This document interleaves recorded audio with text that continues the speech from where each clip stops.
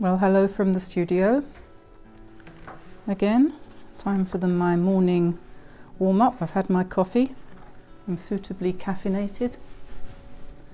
And I'm going to have a go at a little quick warm-up landscape. I'm using a different brush at the moment, one I found in my box, which is a Winsor and Newton Sepia Gold Sable Synthetic Blend, it says on it. And it's supposed to be much better than my usual brush, which is a regular synthetic. It's a Japanese brush, this one, Drawwell. I don't think you can buy them anywhere over here.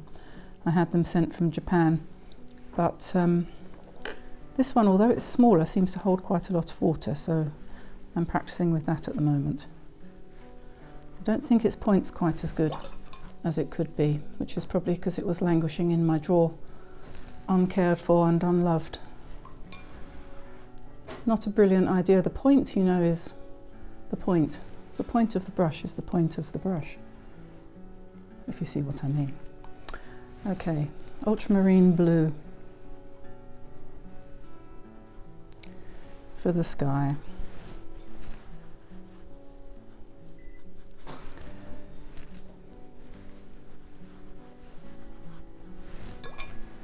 This paper is not a heavyweight paper particularly. I think it's about 120 pounds maximum. But that's okay for a warm-up, isn't it? Quinacridone Gold. Obviously my favourite colour. Features in all my paintings now. Unfortunately, there's a sad story about Quinacridone Gold. It used to be a pigment that was made specifically, I don't know if any of the old people who are on here remember the bright yellow cars we had in the 1970s. They called it Daytona Yellow, and Ford had a line of cars in that colour that were very striking. I remember buying a tin of the paint to paint my old car in. I did it by hand. Anyway, that colour was used for quite a long time. They made a lot of pigment, and then they stopped making cars in that colour, so they started to sell the pigment to the paint manufacturers for watercolourists and oil painters, and they called it Quinacridone Gold. And it's a brilliant colour because it's so transparently bright yellow, but without being too harsh.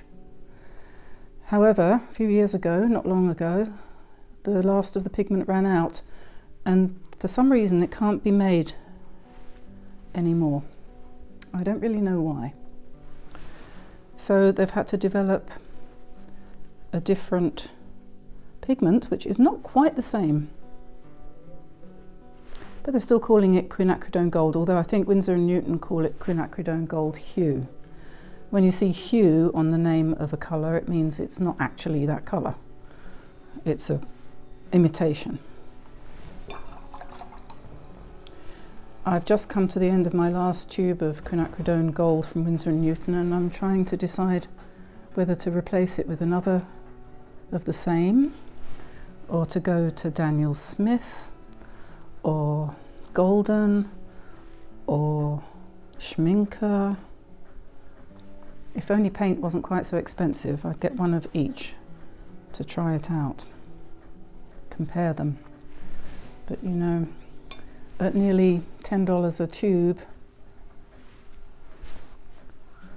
that's not something you do lightly, especially when you've lost your business to the pandemic. Is it?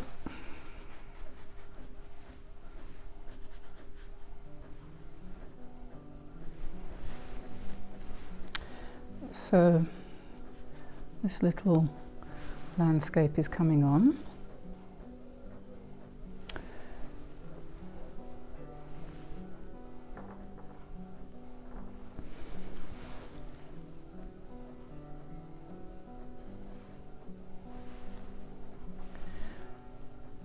Completely wet in wet.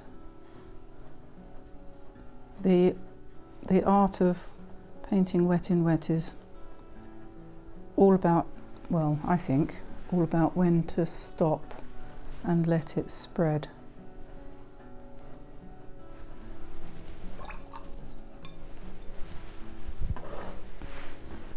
Which is what I'm going to do now.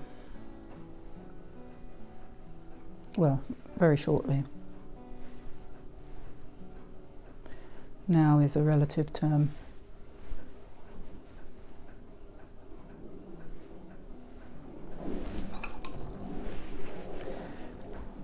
Let's put some tree trunks in. Let me see, what shall I scratch them out with?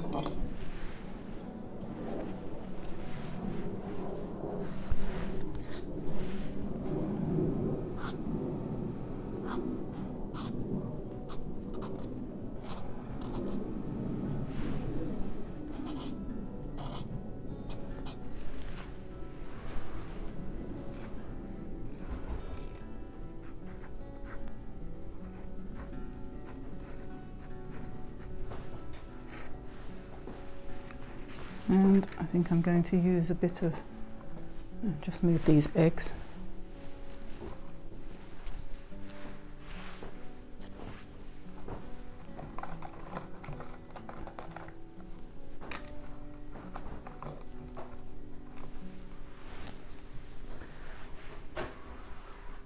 Best use for a credit card, really.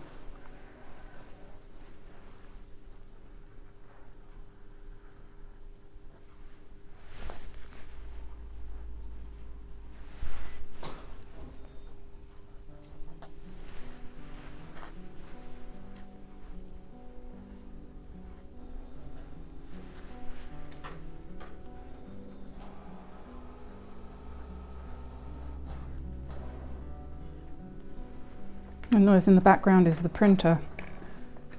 Tamsin's printing some prints that we sold last night.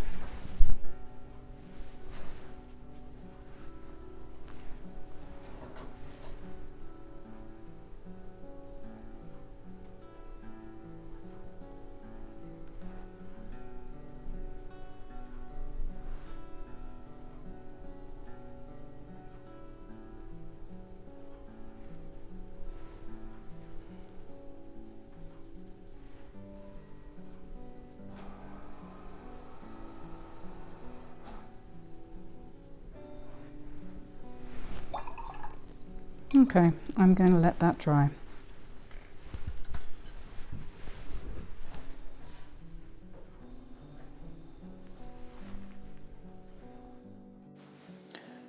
So here's the finished sketch.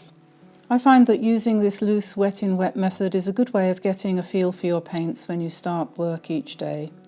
Let the water do the work. I only used 3 colours, ultramarine blue, quinacridone gold and olive green, and I used scratching out to give me the darkest tones in the tree trunks. The paper was a lightweight Fabriano Artistico, probably £100. If you enjoyed this, please consider liking and subscribing to my channel and look out for my videos in the future. So it's goodbye from me and goodbye from Lottie and Liam, who joined me in the studio this morning. Bye everyone.